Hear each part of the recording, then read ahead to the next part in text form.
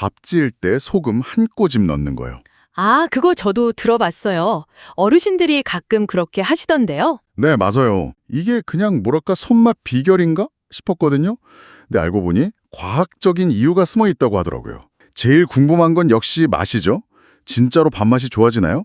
이게 재밌는 게 소금이 밥을 짜게 만드는 게 아니에요. 그 쌀 자체의 밥맛 있잖아요. 네네. 그 단맛이랑 감칠맛을 우리 혀가 더 잘 느끼게 도와주는 역할을 해요. 아, 정말요?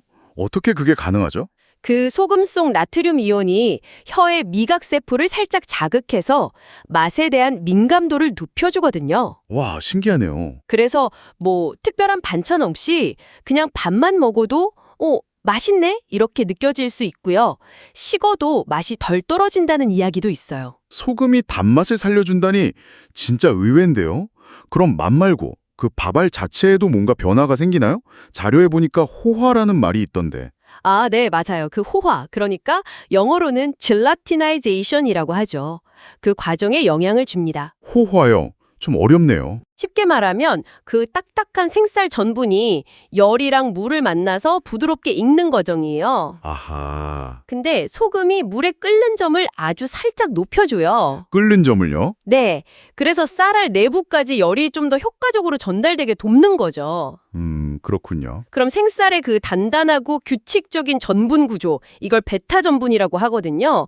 이게 더 쉽게 풀어지면서 물을 쫙 빨아들이는 거예요. 아, 물을 더 잘 흡수하게 되는 거군요. 그렇죠. 결과적으로 밥알 하나하나가 속까지 아주 잘 익어서 더 찰지고 또 윤기도 더 돌게 되는 거고요. 아, 그래서 더 높은 온도에서 푹 익으니까 식감이 좋아진다. 이런 거네요. 네, 정확합니다. 근데 저는 그 도시락 쌀 때 밥이 좀 쉽게 쉬는 것 같아서 걱정인데 이것도 좀 관련이 있다는 내용을 본 것 같아요. 맞아요.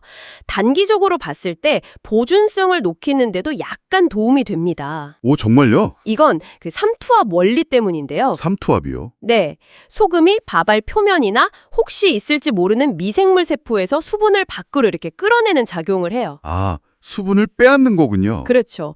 미생물이 번식하려면 물이 꼭 필요한데 소금이 그 물을 뺐으니까 활동하기 어려워지는 거죠. 우리가 김치 절이거나 생선 염장할 때랑 같은 원리예요. 아하, 그렇군요. 물론 밥에 넣는 건 아주 적은 양이니까 뭐 장기 보존은 당연히 어렵고요. 그래도 반나절 정도 신선도 유지하는 데는 효과가 있을 수 있죠. 와, 특히 여름철 도시락에는 진짜 유용한 팁이겠는데요. 바로 써먹어야겠어요. 그렇죠. 열이면 특히 좋죠. 근데 건강 측면에서는 어떨까요? 이게 아무래도 소금이니까 나트륨 혹적을 또 안 할 수가 없잖아요. 근데 또 미네랄 이야기도 있더라고요. 네, 아주 중요한 포인트입니다. 여기서 핵심은 어떤 소금을 쓰느냐 이거예요. 아, 소금 종류요? 네, 자료들에서 거의 공통적으로 강조하는 게 그냥 짠맛만 내는 정제염 말고요. 칼륨이나 마그네슘, 칼슘 같은 다양한 미네랄이 들어있는 천일염 같은 자연 소금을 쓰라는 겁니다. 천일염이요? 네, 심지어 흥미로운 연구 결과도 있는데 밥 짓는 동안에 삼투 현상으로 이 미네랄들이 쌀알 속으로 일부 흡수될 수도 있대요. 와, 진짜요? 미네랄이 쌀 안으로 들어간다고요? 네, 뭐 생각해보면 우리가 왜 미네랄 풍부한 땅에서 자란 쌀이나 해풍 맞고 자란 배추가 더 맛있다고 하잖아요. 맞아요. 그것과 좀 비슷한 이치라고 볼 수 있겠죠.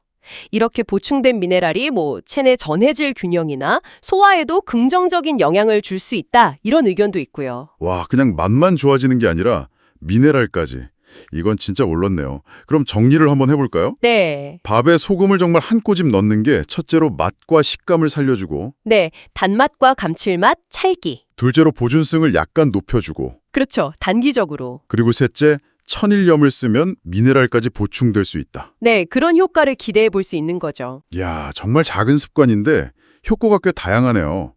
그럼 얼마나 넣어야 할까요? 너무 많이 넣으면 안 될 것 같은데. 맞아요. 과요불급이죠. 자료들을 종합해보면 보통 밥 1인분 한 200g 기준으로 0.3에서 0.5g 정도. 0.3에서 0.5g이요? 감이 잘 안 오는데요. 정말 손가락으로 살짝 짚는 한 꼬집이면 충분하다는 거예요.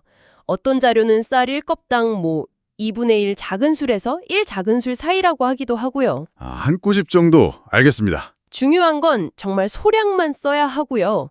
그리고 타이밍도 중요한데 쌀 다 헹구고 물량 맞춘 다음에 마지막에 넣는 게 좋다고 합니다. 아, 마지막에요? 미리 넣는 게 아니고요? 네. 그리고 이왕이면 미네랄 생각해서 천일염으로요. 네네. 물론 이건 꼭 기억해야 하는데요.